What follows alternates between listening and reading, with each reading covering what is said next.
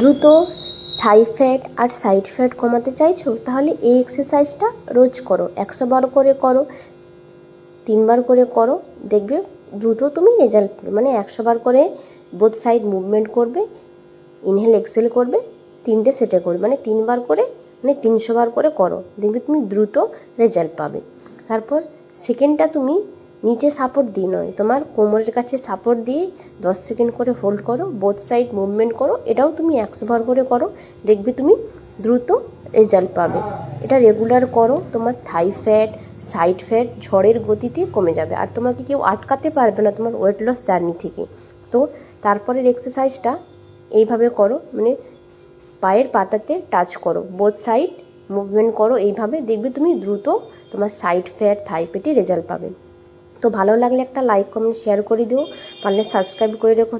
দেখা হচ্ছে পরের এক্সারসাইজ ভিডিওতে।